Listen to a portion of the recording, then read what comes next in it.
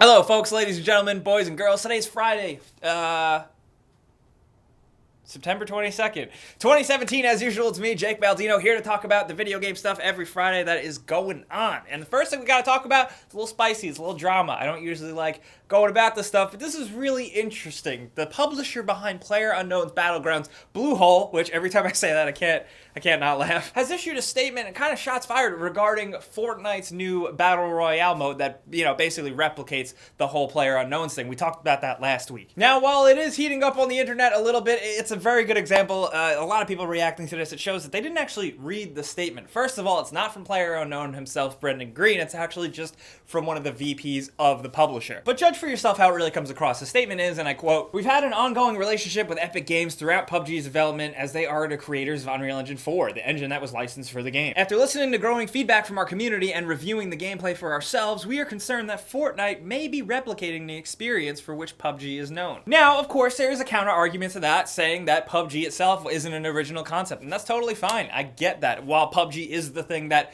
made it the most popular, it sold like 10 million copies, it's also copying off of the whole concept of Battle Royale from the movies, which I don't think really matters. But what does matter is that this is all kick-flipping off of a mod scene from Arma and H1Z1, which I would like to also point out that Brendan Green, PlayerUnknown himself, had been actively involved in. So this guy has been there since kind of the forefront. So while it really isn't the most original concept, you can't really go after somebody for taking your idea that wasn't really yours in the first place. I do get that, but it's just really the way they're going about it here. The statement continued saying, "We have also noticed that Epic Games references PUBG in promotion of Fortnite to their community and in communications with the press. This was never discussed with us, and we don't feel that that's right." That, I think, is fair. I think that's completely reasonable. It's one thing to do something that's very similar to another game, but to actually actively reference it, that feels a little more crappy and shitty of Epic. The big kicker on the statement was this: "The PUBG community has and continues to provide evidence of the many similarities as we contemplate further action." Now, this statement to me seems something of more of like a Cold War type exchange, where it's just saying something and nothing's really going to come out of it, but I think they just wanted to get that out there. People are thinking, oh, are they going to pursue legal action? I don't think so. I'm not a lawyer. I'm not really anything at all. But the final note on this, as I wanted to point it out, it was from an AMA with Brendan Green himself when he was asked about other publishers replicating the whole Battle Royale thing, and he said this: "Other companies will, of course, enter the marketplace, but I would just hope that they put their own spin on the game mode and not just make a carbon copy." And I think that's a good way to look at it. We all saw this coming. We know that big AAA developers are going to take advantage of this mode, but a nice spin on it would be nice, like Fortnite having its whole building mechanics things. But we'll see where it actually goes. We'll keep you guys posted on this whole news. But now we got to move on and talk a little bit about Toyko Game Show. Toyko Game Show 2017 was in full swing. First and foremost, we finally got a Monster Hunter World release date of January 26, 2018. Not only that, but we got a new trailer showcasing the Shadow of Colossus remake or remaster. To me, it looks more like a remaster, but it looks damn good, so you should check it out. Square Enix came out and said that they are finally releasing Final Fantasy IX for the PS4. If you are a fan, that's something definitely you should get down with. And something really interesting is this new game called Left Alive, which apparently takes place in the Front Mission universe. It's not really going to matter to a lot of people, and it's probably not going to affect the game. But the big thing here is that a lot of the art and character designs was done by Yoji Shinkawa, one of the lead artists behind all of Metal Gear Solid. And I know he's an artist and he can do whatever he wants, but anytime he pops up drawing art for not Metal Gear, I can't help but look at it and immediately think Metal Gear. We got a little trailer for this game, just a quick tease, and it looks cool. It honestly also looks Metal Gear as hell. It looks like it has a lot of mechs, a lot of war, and a lot of shooting. And you know what? Cool, sign me up. I don't know. Because it seems like it's really cool because it also is the dream team of some of the people behind Armored Core. So it could be really a good second coming of a mech genre that we haven't had in a while. There were a couple of other good things from Toyko Game Show we don't have time to talk about. We gotta move on, but I want to know what thing you were the most pumped about that went down there. But something I do want to talk about that dropped this morning is Rockstar Games dropping a new little bit of info on Red Dead Redemption 2, it seems. All we got, they tweeted this right here, and that says Thursday, September 28th, 11 a.m. Eastern. That's all the info we have. Maybe it's actually about Bully 2. But that whole crossplay war thing that we keep talking about heated up a little bit when on Fortnite. Why are we talking about Fortnite so much this week? I have no idea. It's so weird. Temporarily, it looks like the switch was flipped so that Xbox and PS4 players were playing together. Players started to notice this. Apparently, this was a glitch or an accident, and it was quickly fixed, but it almost seems like it was something that Epic did to say, like, hey, we could do this. It can be done, everybody, if we all just love each other and work together. All Epic Games, though, really did was just give a quote, and it said, "We had a configuration issue, and it has now been corrected." But it can be done.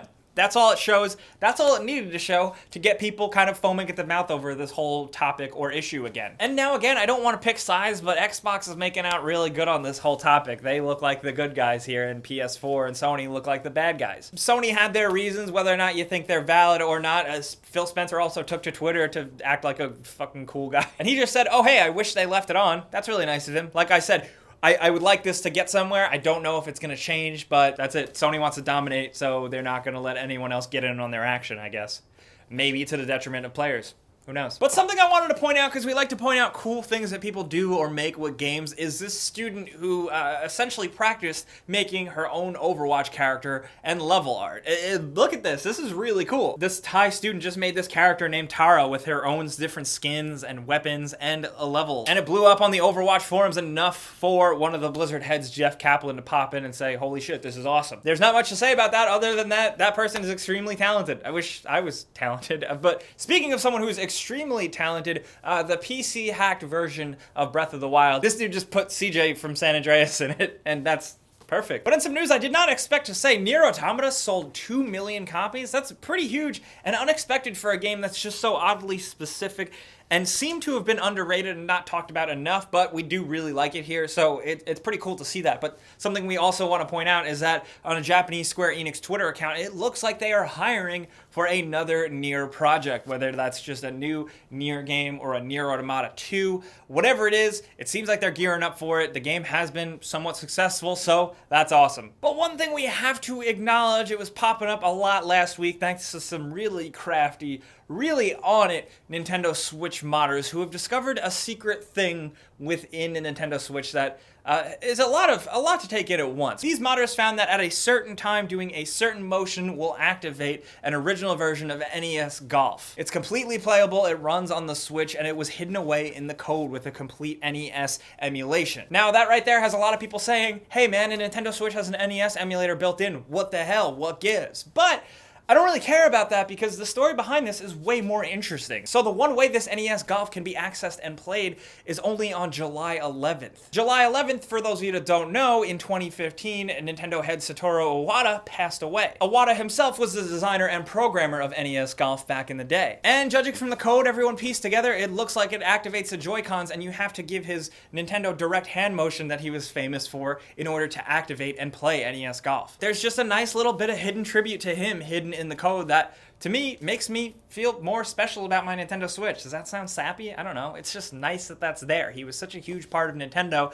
and beloved by a lot of fans for being a really good driving force within the company. And with the Nintendo Switch being one of the last Nintendo things he really kind of got his hands on, it's nice to see that the Nintendo Switch has a piece of him in it. But that is what's going on this week, so now we gotta do that console giveaway we do every single week that you guys come around for and just skip past all the other shit I say. All you gotta do, there's a link below in the description, you click it to sign up, you enter once, then you're entered for good, and then every single week we go in and randomly choose one person to win a free console of their choice. Yeah, this week's winner is gonna be this cat right here. Congratulations. Be sure to keep an eye on your inbox and your spam box in the coming weeks because I'm gonna be getting in touch with you to figure out how I can send you your free shit. But now we gotta talk about what's going on. First of all, I want to talk about October for a second because there's a shit ton of games coming out in October. I'm getting married, and I'm super overwhelmed with all the games coming out because I'm getting married right when all the good ones come out. Wolfenstein, Mario, potentially Assassin's Creed if it's good. So I want to know what you guys are playing, what you're looking forward to the most, which before you buys you really want to see. Let's talk about what you plan on playing in October, but let's also talk about what we've acknowledged today, like the Pubg and Fortnite thing. How do you feel about that? Do you think Pubg is in the wrong for calling them out? Are they just uncreative bastards for taking an idea and capitalizing on it and becoming millionaires?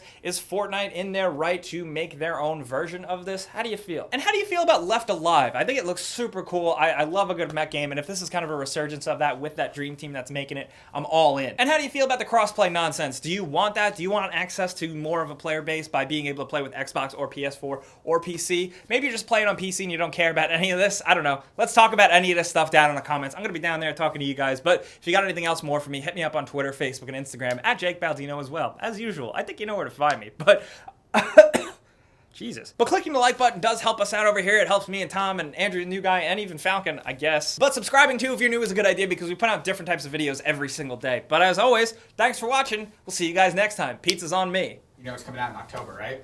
What? Pubg. Is it really?